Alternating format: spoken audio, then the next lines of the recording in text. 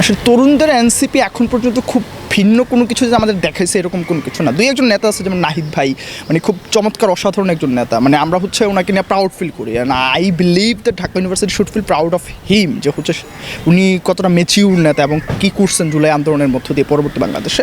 But ওনাকে ছাড়া আমি আসলে এনসিপির মধ্যে এমন কাউকে দেখি না যে হইতেছে আপনার এনসিপির কী বলা যায়, মানে এনসিপির যে স্পিরিট এবং যেটা এনসিপির এক্সক্লুসিভিটি, যে এনসিপিকে বাকি সকল পলিটিক্যাল পার্টি থেকে ডিফারেন্ট করবে, নতুন বাংলাদেশ গড়ার হচ্ছে অন্যতম একটা বড় কাণ্ডারি হিসেবে আবির্ভূত হবে, ওইটা আমরা দেখতেছি না। নির্বাচনটা অবশ্যই মানে রাষ্ট্র হচ্ছে একটা সাংস্কৃতিক উপাদান বা সাংস্কৃতিক আউটকাম।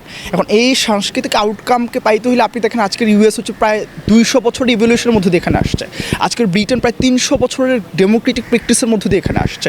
সুতরাং আপনি যতক্ষণ না পর্যন্ত একটা জনগোষ্ঠীকে বা হচ্ছে একটা জাতিগোষ্ঠীকে আপনি একটা প্র্যাকটিসের মধ্যে দিয়ে নিয়ে যাবেন, ডেমোক্রেটিক যে ভ্যালিউ আছে, ডেমোক্রেটিক যে আপনার নর্মস আছে, এথিক্স আছে, এগুলো প্র্যাকটিসের বিষয়। সুতরাং এই প্র্যাকটিসটা হচ্ছে আপনার এরকম 10টা ইলেকশন 50টা ইলেকশন হবে, দেন হচ্ছে এটা মানুষকে টাচ করতে পারবে। সুতরাং আপনি হচ্ছে একটা নতুন বা কী বলা যায় একটা আইডিয়ালিস্টিক গভর্নমেন্ট বসাবেন, ওই গভর্নমেন্ট মানুষকে চেঞ্জ করে দেবে, it doesn't happen like this way.